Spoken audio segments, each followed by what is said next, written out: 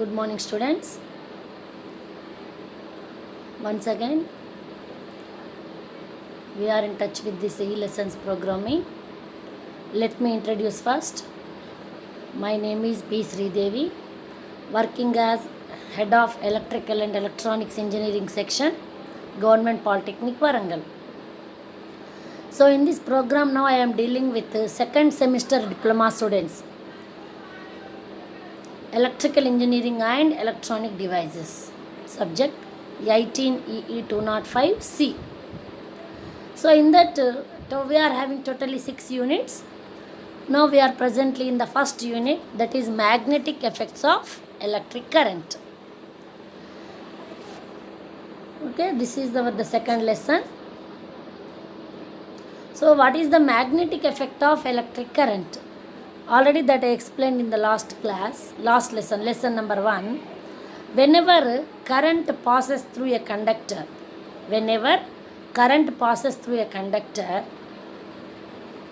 apart from the operating the device for which we are supplying the current, two different effects are produced. Okay, suppose if you want to operate a bulb, so the current will pass through the source to the bulb through a conducting wire. So whenever current passes through that conducting wire, so heat is produced in that conductor, which is known as heating effect of electric current, and the magnetic field is produced around the conductor, that is known as magnetic effect of electric current. So whenever current passes through a conductor, around the conductor magnetic field will be developed. This effect is known as magnetic effect of electric current. Now in the last lesson we discussed about what is a magnet, what are the properties of a magnet, how the magnetic lines will be produced, what are the directions. Okay, so what is a magnet? A magnet is a material which attracts another magnetic materials when they are placed within the magnetic field. So the magnetic field is represented by magnetic lines of force. So each magnet has some properties. Every magnet has some properties. So what are the properties of a magnet means? Each magnet consists of two poles, north pole and south pole. If you break the magnet into two pieces, again two poles will be formed. Okay. And always like poles, if you place two north poles nearer to each other, they will repel each other. And if you place two south poles nearer to each other, they also repel each other. It means like poles repel each other, whereas unlike poles attract each other. And if you freely suspend the bar magnet, it always points north and south poles. These are the basic properties of a magnet. And the magnetic field is represented by magnetic lines of force. So these lines of force are having some properties. The magnetic lines of force are imaginary lines. We cannot see, listen, touch, feel these magnetic lines. But how can you observe whether they are having means?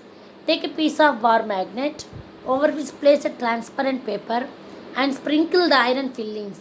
They form the shape in which the magnetic lines are passing. Okay. So whenever a current carrying conductor develops the magnetic field, in what direction the magnetic field is developed, that is given by right hand thumb rule. If you hold the thumb like this, if the thumb indicates the direction of current, then the encirclement of fingers indicates the direction of magnetic field. And we discussed the field pattern due to straight current carrying conductor.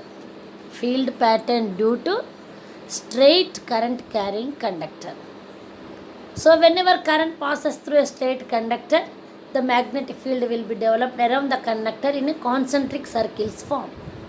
Concentric circles form. Okay. Now field pattern due to solenoid. So what is a solenoid? Solenoid is a structure in which an iron core, iron rod is taken. Over the iron rod, copper wire is wounded. To that copper wire, we will supply the DC supply from external. Whenever the supply is given to the copper wire, which is wounded over the iron rod, that structure is known as solenoid, and the magnetic field also developed in the solenoid. So this magnetic field developed in the solenoid possesses two fixed poles, north pole and south pole. Whereas the magnetic field developed due to a long straight current carrying conductor, then the field is just like a concentric circles. Here no fixed poles are formed. No fixed poles are formed. Now the field pattern due to solenoid means in solenoid two different types of magnetic fields will be formed. One is the magnetic field, external magnetic field. Other one is the internal magnetic field. Now how the field is formed? So that depends on what are the properties of magnetic lines of force. So these magnetic lines of force always starts from north pole and the ends at south pole. And the lines which are in the same direction repel each other, and the lines which are in the opposite direction attract each other.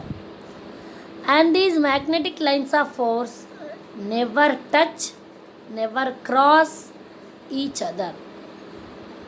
And we cannot see, we cannot hear, we cannot feel the magnetic lines of force. Only we can observe by sprinkling iron fillings. So that these are the direction of magnetic lines. So here in the solenoid, the external magnetic field, the magnetic lines starts from the north pole and ends at the south pole. But internal magnetic field, the field which is inside the iron core, they starts from south pole and ends at north pole, completely reverse to that of the external magnetic field. Now field pattern due to toroid. What is a toroidal structure? Take a circular ring just like our bangle over which wound the copper wire. That structure is known as toroid. Or on the other hand, if the solenoid is bent into a circular form and the two ends are joined and the two ends are combined, that structure is known as toroid. So if you give the supply to the toroid, here only no external magnetic field is developed, only internal magnetic field is developed. The magnetic field is within the ring. Just like how the ring is formed, in the same manner magnetic lines, magnetic flux will pass. So there is no fixed poles in case of toroid also. Okay, now for the first case is the field pattern due to straight current carrying conductor. In that case, the field is concentric circles. Only field is only external magnetic field, and here no fixed poles are formed. And field pattern due to solenoid, both external and internal magnetic fields are formed. The external magnetic field, the magnetic line starts from north pole and ends at south pole. And the internal magnetic field starts from south pole and ends at north pole. But in case of toroid, here no external magnetic field, only internal magnetic field, and it also no fixed poles because there is no start, no end. Continuous magnetic flux, no fixed poles are formed, and the magnetic flux passes through the ring only, no outside magnetic field. So these are the topics we discussed in the last class, okay, in lesson number 1. Now we will discuss So if the magnetic field is produced, wherever the magnetic field is there, some energy is there definitely. So wherever we are having energy, definitely some work is done. Energetic objects definitely do some work. So what is the work done? How much energy is produced? What is the field strength? What is the strength of that magnetic field? Okay, magnetic field is there means definitely we have to measure the strength of the magnetic field. If strength is more, it can attract easily. If strength is less, it cannot attract that much of easily. Okay, so that what is the magnetic field, how much magnetic field is produced, that will decide by the two different laws, work law and Biot-Savart's law. Work law and Biot-Savart's law. So in this lesson we will discuss work law and its applications, and where we will use the work law.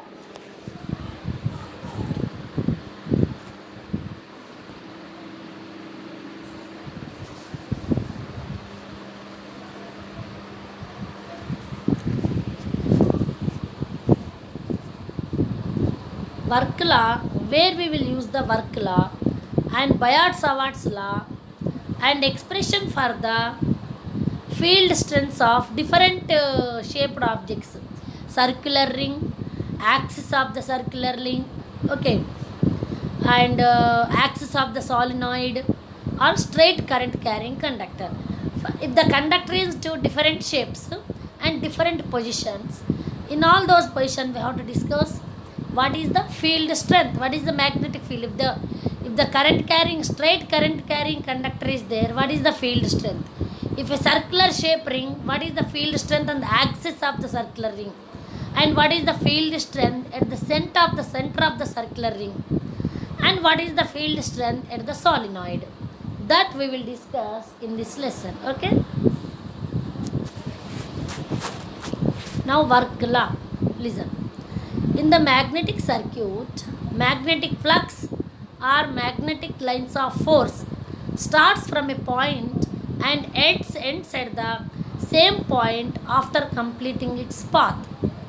So definitely wherever magnetic circuit is there, the magnetic line starts from north pole and passes through the media and ends at south pole. That is given here. In the magnetic circuit, magnetic flux, or we can say magnetic lines of force, they starts from a point and ends at the same point after completing its path.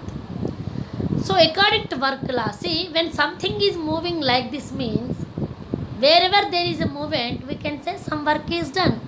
So now here the work done in moving a unit pole around a magnetic circuit, so how much work is done, that we have to calculate. So a magnetic pole is moving from north pole to, and it is again reaching the south pole, again reaching the north pole only. It starts from north pole, externally it moves and reaches the south pole, and internally again passes through the media and reaches the north pole. So the circuit is completed. So magnetic lines always forms the closed loops. Okay, closed loops. So here, once the round is completed, what is the work done? How much amount of the work is done?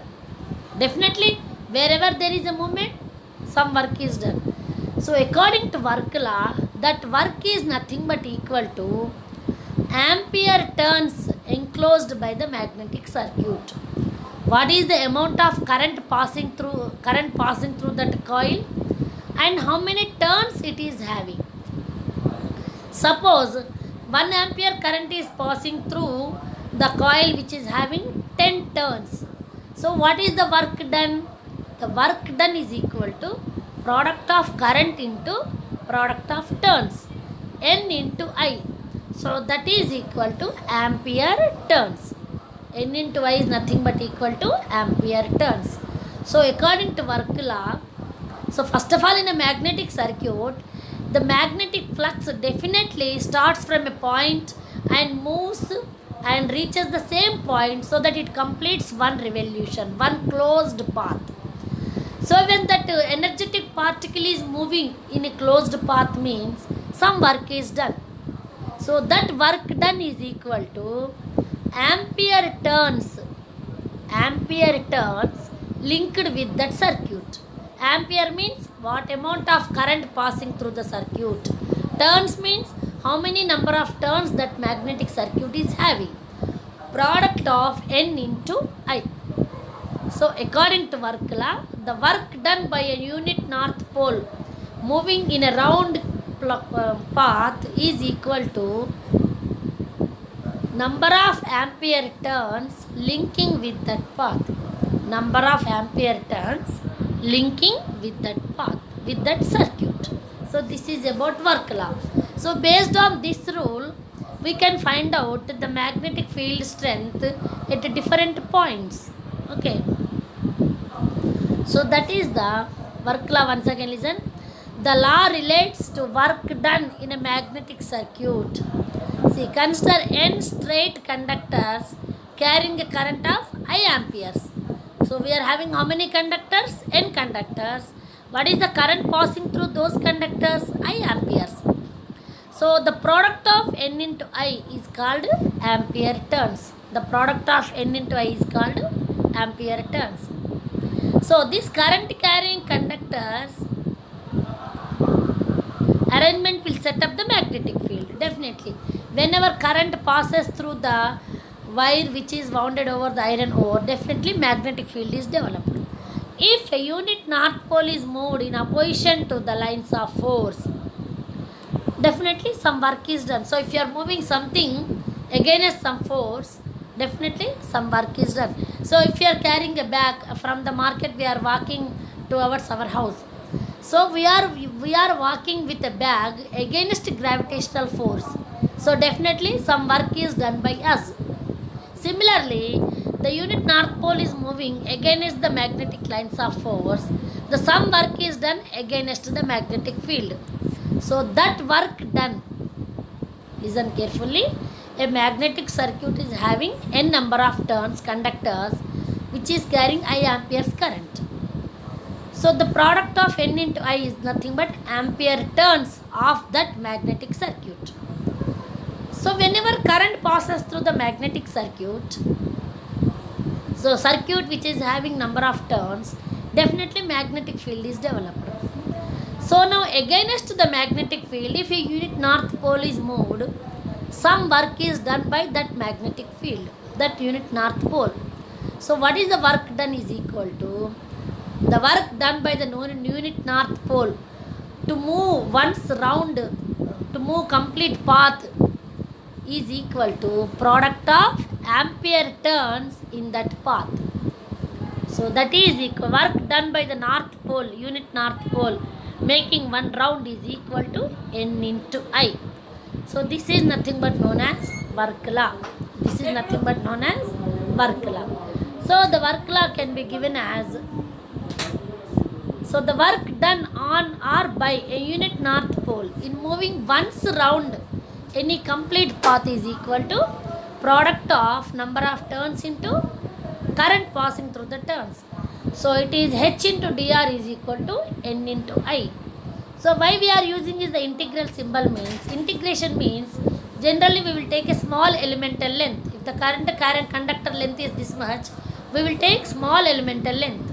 So work done by this small elemental length, if you calculate, if you want to calculate total work done by this conductor, simply you have to integrate the small elemental length. Okay. Hence here we have taken the integral symbol. Integral of H into dr is equal to N into I. Why we are taking H into dr? So you know how we can calculate the work done. Work done is nothing but equal to force into displacement. So the force is nothing but magnetizing force H. Displacement is nothing but is given as dr or radius r. The product of magnetizing force H into radius r is equal to ampere turns, that is N into I. So H equal to Ni by 2r. Ni by r. So by using this we can apply this work law for the different applications. See here we will see The work law can be used to find out the field strength due to long current carrying conductor. See, if this is the long current carrying conductor, at a radius of r distance, unit north pole is moving. So when current is passing through the straight current conductor, a magnetic field is developed. So let us assume the field strength is H and current passing is I. So according to work law, work is equal to what? Force into displacement. What is the force? Force is H. The displacement is nothing but radius of the circle. So H into R is equal to ampere turns N into I. Here it is a straight current carrying conductor. Number of turns equal to 1. So if the radius is R, it is moving in a circular path. What is the displacement? 2 pi r. 2 pi r. So H into 2 pi r is equal to N into I. H equal to N into I by 2 pi r. So if it is a straight conductor, number of turns equal to 1. So the magnetic field strength H equal to I by 2 pi r. I by 2 pi r. Similarly, field strength on the axis of a solenoid. So here also the length of the solenoid is L. The magnetizing force developed in the solenoid is H. Now H into L is equal to N into I. N is the number of turns on the solenoid. I is current passing through the solenoid. So H into L is equal to N into I. H equal to Ni by L. H equal to Ni by L. Similarly, field strength on the toroidal coil. In toroidal coil also no external circuit. So the length of the ring is suppose L. The magnetizing force is H. So H into L is equal to N into I. So H equal to Ni by L. In this way, the applications of work law. The work law can be used to find the field strength for a long current carrying conductor or axis of a solenoid or a toroidal coil. Now one more law we can use, that is Biot-Savart's law. So this Biot-Savart's law is also known as Laplace's law. So this law is used how the value of magnetic field at a specific point in the space from short segment of a current carrying conductor. So which is a far distance, not like within the toroid or within the solenoid. This is the conductor at a distance which is a x distance from the current carrying conductor. At that point we have to find out the magnetic field. So in the previous case, according to work law, we calculated the nearer to the current carrying conductor or on the axis of a solenoid, within the solenoid or toroid. Now here what we can say, the extension of the application of Biot-Savart's law is, it is used to find out the magnetic field strength at a specific point in space from one short segment of current carrying conductor. Okay. So Biot-Savart's law is an equation that gives the magnetic field produced due to a current carrying segment, and the point is away from the current carrying segment, not nearer to the segment. Okay. So this is a vector quantity because this is the conductor, this is the point. The direction in which force is acting. Whenever we are having direction, that quantity is treated as vector quantity. Okay. So the Biot-Savart's law can be used in 4 different applications. See, one is around a straight current carrying conductor, and the other one is at any point on the axis of a circular conductor. At any point on the axis of a circular conductor, at the center of the circular conductor, and on the axis of solenoid. For these 4 different cases, we can calculate the magnetic field strength whenever current is supplied to the coil. Now see, the magnetizing force H can be determined by using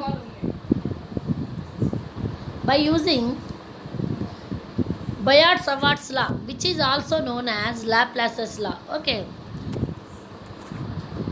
See here, L is the, see in this diagram, which is not clearly visible, the small elemental length we have taken, that is dl is the length of the current segment, I is the current passing through the segment, and at a point P we have to find out the field strength. That point P is at a distance of r from the segment. The point P is at a distance of r from the segment, and the angle between segment and this point P is theta. Okay. Now according to Biot-Savart's law, the magnetizing force dH is given by I dl sin theta by 4 pi r square. I dl sin theta by 4 pi r square. The above expression gives the magnetizing force dH produced at a given point by incremental length of the conductor. So the total force H can be obtained by integrating the above equation. Due to small elemental length dH, the magnetizing force is, due to small elemental length dl, the magnetizing force is dH. If you want to calculate total force due to total length L, simply integrate. The integral of dH is equal to integral of I dl sin theta by 4 pi r square, where dl is the small elemental length of the current segment, I is the current passing through the segment, theta is the angle between straight conductor and the distance between conductor and the point, and r is the distance. Okay. Now applications of Biot-Savart's law.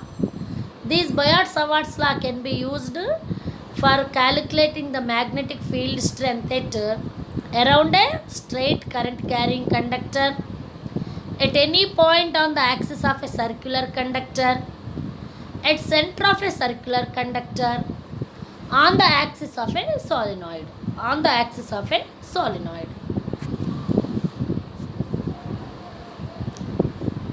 Now the first we will discuss the expression for the field strength at center of circular conductor. Expression for field strength at center of circular conductor. Now what is the actual equation? H is equal to I dl sin theta by 4 pi r square. I dl sin theta by 4 pi r square. At the center of the means, the distance is r. Okay. Distance is r. Now substituting an angle theta equal to 90 degrees. Angle theta equal to 90. Okay, the derivation is not there in your syllabus. It is simply equal to Ni by 2r. Ni by 2r.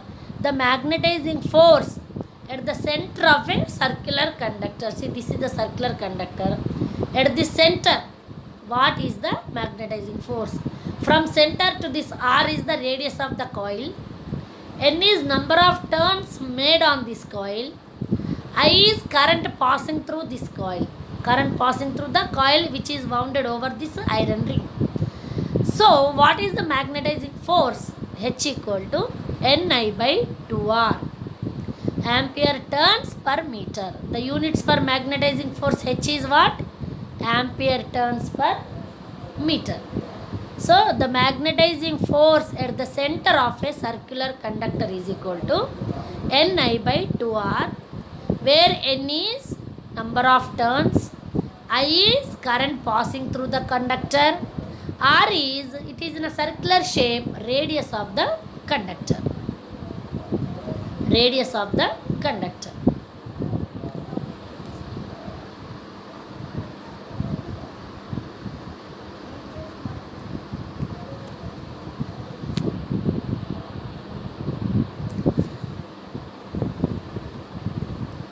Now, expression for the field strength at any point on the axis of a circular conductor.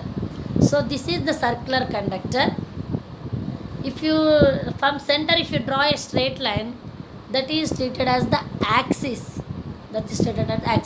If you take a point P here, on the axis at any point from here to, if you move like this up to any distance, at that distance, what is what is the magnetic field strength. In the previous case, in the last class, we have calculated at point O, where O is the center of the coil, circular coil. At O, the magnetic field strength is Ni by 2R, where R is this radius of the circular conductor.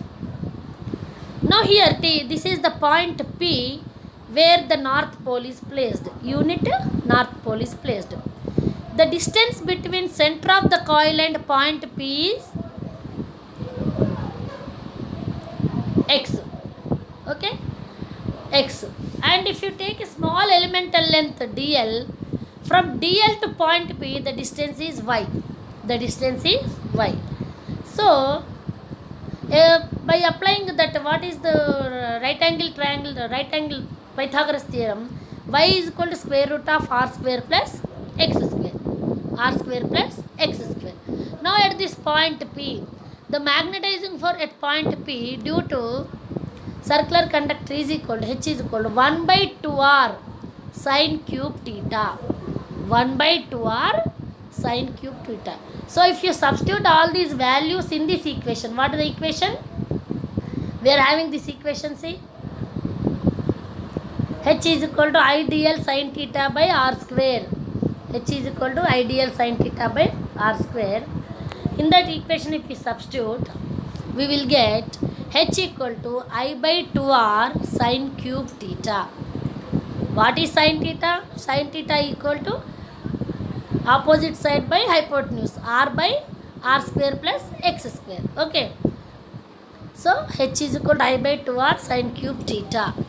If a coil is having n number of turns, then H is equal to Ni by 2r sine cube theta. Ni by 2r sine cube theta. Now this is the expression for field strength around a straight conductor, not a circular conductor, straight conductor. The point P is here, which is at a distance of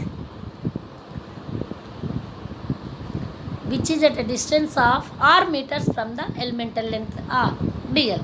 Now this is nothing but, work is equal to for field strength H into distance 2 pi r. R radius means it is moving in a straight current carrying conductor. What is the form of magnetic field? Circular shape. So if the distance is r, the circular shape means the perimeter of the circle is nothing but 2 pi r. Now H into 2 pi r is equal to N into I. So H equal to Ni by 2 pi r. If number of conductors is equal to turns equal to 1, H equal to I by 2 pi r. Ampere turns per meter. Now the last one is the axis of a solenoid. Magnetizing force on the axis of a solenoid. So the solenoid structure is nothing but a cylindrical core over which wire is wounded, copper wire is wounded. So the current passing through the copper wire is I amperes, and the length of the solenoid axis is L. From center, if you divide into two parts, L by 2 into L by 2. So what is the magnetizing force on the axis of a solenoid? So that is equal to, see, H equal to, for a very long solenoid, H equal to Ni by 2L, because length of the solenoid is L. Work done is equal to force into distance. F into L is equal to number of turns N into I. Okay, or otherwise from the center, if you want to calculate the magnetizing force at end, so they have to take the half of the distance. Okay, so H into 2L is equal to Ni, so H equal to Ni by 2L, ampere turns per meter. Now we will solve some problems based on Ampere's law and magnetizing force. H equal to Ni by L. Okay. So the first problem, we will see an iron ring with mean diameter of 24 centimeters is wound with 400 turns to carry a current of 1.5 amperes. Calculate the magnetizing force. So what is this? Is a ring, iron ring, whose diameter is 24 centimeters. So 24 centimeters means 0.24 meters. Okay. Number of turns N is equal to 400 and carrying a current of I is equal to 1.5. So what is the magnetizing force? H equal to, in a toroidal shape, what is the magnetizing force? H is equal to Ni by L. So what is the length of the ring? Length of the ring is not given here.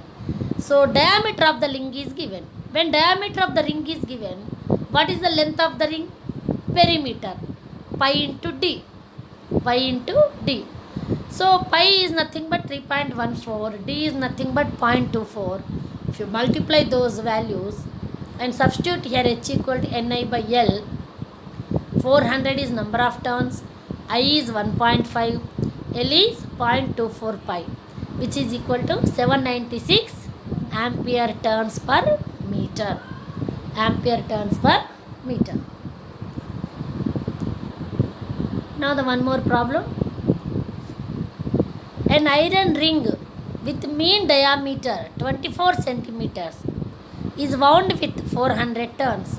So this is completed now.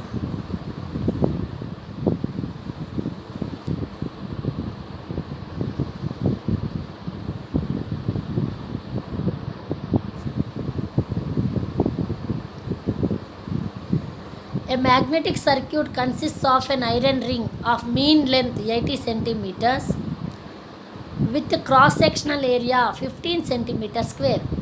Calculate the reluctance of the magnetic path. Assume mu r equal to 500.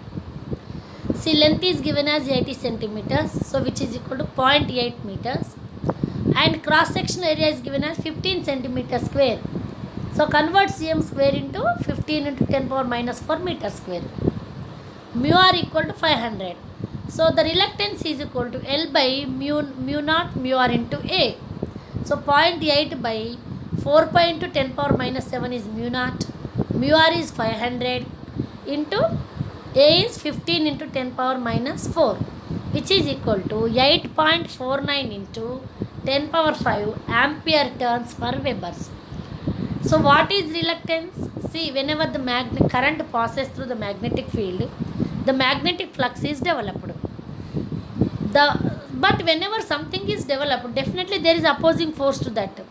So the property of a material which opposes this flow of flux is known as reluctance. So reluctance is the opposing property to the flow of magnetic flux. So what is the reluctance value, which is measured in ampere turns per Webers? Okay, which is very much important to calculate the reluctance value in a magnetic circuit, because if you know the reluctance only, then only we can calculate what is the magnetomotive force. Okay, how much force is produced. So reluctance is equal to L by mu naught mu r into A, where L is the length, A is the cross sectional area. You know what is the difference between area and cross sectional area? See, we are having different surface areas. If you take a rectangular bar, we are having 6 surface areas. 6 surface areas. So which area we have to treat as cross sectional area? The area through which current is entering into the object. That surface we have to take it as a cross sectional area. That surface we have to take it as the cross sectional area. Okay.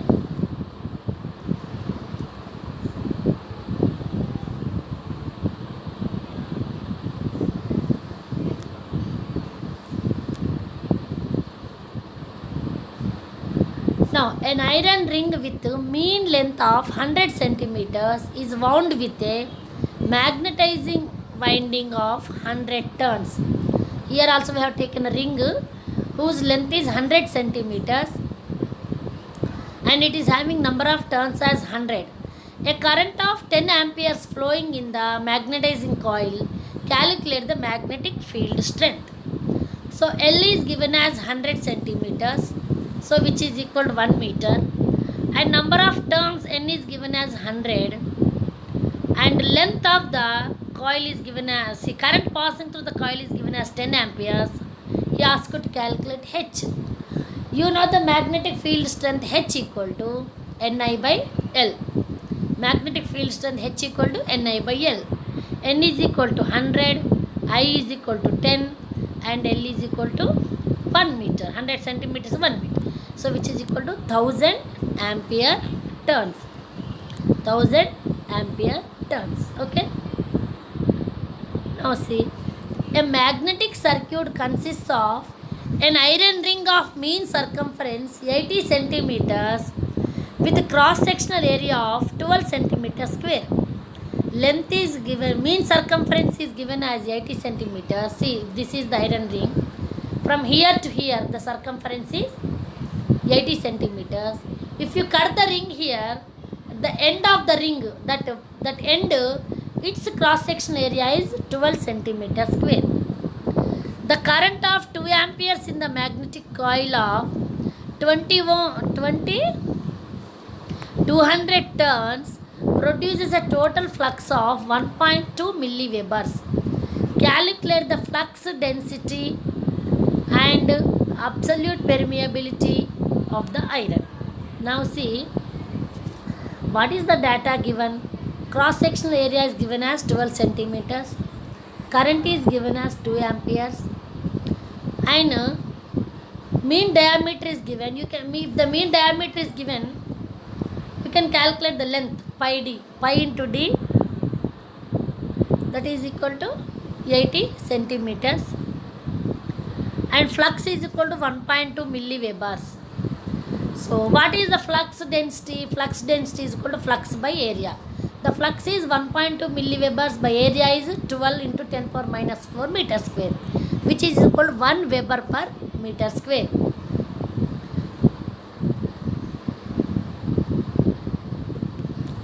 So mean length L is equal to pi into d is equal to 0.8 meters. So H equal to Ni by L. N is 200, I is 0.2, L is 0.8, which is equal to 500 ampere turns per meter. 500 ampere turns per meter. Now the flux density B is equal to mu into H. So mu is equal to B by H. So B is 1, H is 500, which is equal to 0.002 henries per meter. So the permeability is measured in henries per meter. So okay.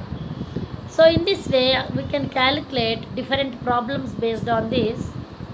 Once again I will recall what are the topics we covered in this today's lesson. The first one is we discussed is the work law. So what is work law means? Wherever we are producing energy, some work is done. So whenever we are having a current passing through the wire which is wounded over the magnetic field, some work is done in the magnetic field. So according to the work law, that work done in a magnetic field moving a unit north pole in a closed path is equal to ampere turns linked with that path. Ampere turns means how many number of turns we are having, what is the current passing through, N into I.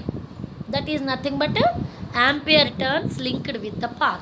So work done is equal to N into I. Okay, so work done is nothing but according to mechanical formula, which is equal to force into displacement. So F into 2 pi R is equal to N into I. So this work law can be applied for calculating field strength due to long current carrying conductor, field strength on the axis of solenoid, and field strength on the toroidal coil. Okay. So apart from work law, we are having Biot-Savart's law also, which is also used to find out the magnetic field strength around a straight current carrying conductor at any point on the axis of a circular conductor, at the center of the circular conductor, on the axis of the solenoid. So at the center of the circular conductor, the magnetizing force is given by Ni by 2R ampere turns per meter. N is number of turns, I is current passing through the coil, R is the radius of the circular coil. Similarly, the field strength at any point on the axis of a circular conductor is equal to H equal to Ni by 2R into sine cube theta, where N is number of turns again, I is current passing through the coil, R is the radius of the circular coil, Theta is the angle between these two. Okay. So expression around a straight current conductor is H is equal to I by 2 pi r. I by 2 pi r. So by using these four formulas, we can calculate the magnetic field strength.